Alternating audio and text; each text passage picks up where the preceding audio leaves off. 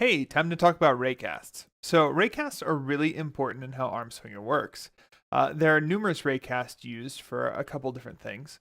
There is one that shoots straight down from the middle of your headset every frame. So that's the raycast that helps determine what the correct height of the play space should be when you move. It also helps determine what kind of slope you're going up or down, as well as if you make an instant height jump, either up or down, it measures that as well. There's a second raycast that is shot just to the left of the center one by a very small amount, and that's actually used for wall walking detection to determine the slope of the face that you're walking across. So raycasts are integral to how ArmSwinger works and how it detects all the things that it does for all the prevention methods. So let's take a look at the settings first. The first setting is the Raycast ground layer mask. This is one of the settings that I really recommend that you change. This determines what layers the raycast will collide with as it shoots towards the ground. So that's both for the center raycast and the just to the left raycast. They both use that. So you want that to be set to any layers that the player might have their headset on top of. So for instance, the ground, any walls that are low enough for the player to be able to try to jump over need to be in that as well. So that's very important. By default, the script imports with the default of everything for that entry, which works fine until you start having height adjustments as you try and walk over things like debris and things like that. In fact, if you have colliders on your controllers, by default, if you take a controller and you put it underneath your headset, that raycast will collide with it. It will think that you just jumped up way too high and do a rewind on you. So it's incredibly important for you to have layers for all the different parts of your scene so that you can then categorize them correctly in the setting so that that downward raycast is only hitting things that you want it to. The next setting that we have here is the Raycast max length, and that's really just a performance enhancement. It is we can tell Unity how far should the raycast shoot and how far should it go for its detection range. You want to set that to something that's high enough that you'll never have a situation where players, like if they try and walk off a cliff and the raycast doesn't get all the way to the ground, you could see some really weird issues with that. So make that the highest distance that you have in your scene between a high point and a low point is probably the best way to do that.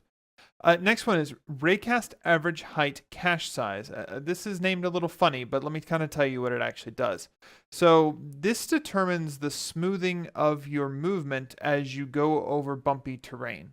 So we have rough terrain here in the demo scene, and it's actually a really good place to show this. So let me show it to you first with the default of a 3 cache size.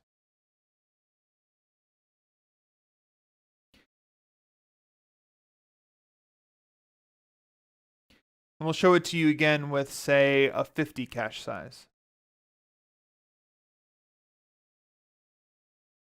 So what this does is instead of adjusting your play area and therefore your headset immediately for terrain as you go over it, it actually keeps a cache of raycast hits and averages them together to determine where your headset should be. So the higher you make this number, the smoother transitions over uneven ground are going to be.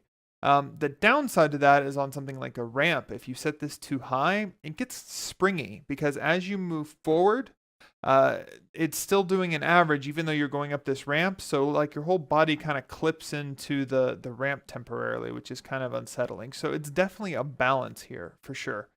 Now you can set this defaults to 3, which is a pretty conservative setting. You can probably safely turn that up some if you like.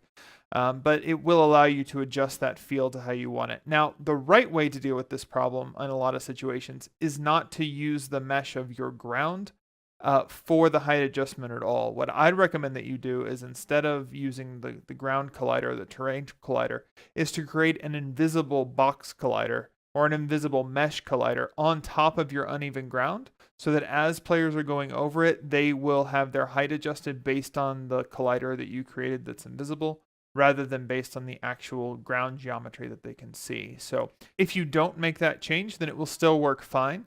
You'll probably want to use a little bit higher cache size to account for that. Or if you've messed with your colliders and made sure that they're all smooth, you can use a lower one for better responsiveness on slopes.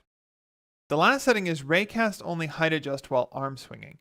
This is a comfort setting that was requested by several people who didn't like the feeling of having their play area height adjust while they're physically moving. So for instance, if you walk up a hill, not arm swinging, but moving physically, they didn't like the feeling with that. It caused some nausea issues. So we've implemented this as an alternative to that. So what will happen is if you have only height adjust while arm swinging turned on, if you're not arm swinging, if you're physically moving around your play space, your camera rig height does not change. Now, during this time, the same protection methods are still in play. If you try and walk up a slope, even though it doesn't height adjust, it's still measuring the slope. If you try and walk up a slope that is too steep, it will still rewind you for that.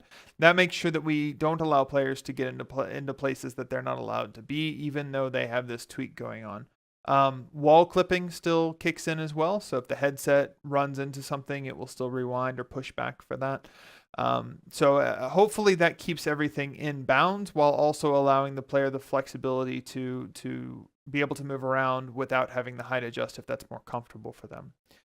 One enhancement that we've made to only height adjust while arm swinging is since you have the ability to walk inside geometry, a player who walks inside geometry and then clicks his controllers to start arm swinging, if we didn't implement this enhancement, would immediately be popped up to the correct elevation of the geometry that they walked into, which works okay, but it's pretty jarring when you walk into, say, a set of stairs, turn on your arm swinging, and then immediately get thrown into the position for the arm swinging. It's a little disconcerting. So what we do instead is we actually do a fade. So you'll see here in the demo that I can walk into the stairs without a problem.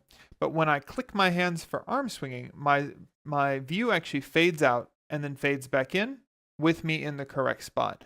So that's just a little, add some comfort to it. Now that only kicks in if the difference between where your play area is before you start arm swinging and the position that you should be in when you start arm swinging is higher than the instant height max change, which is a setting we'll talk about here in a little bit. So it doesn't happen all the time. If it's a small amount of movement, then everything will be okay and it'll just click you into place and you can go. If it's a larger amount of movement, it will do the fade in and fade out and fade in based on the fade that you have set up. So, okay, that's all there is to talk about Raycast. I will see you in the next video.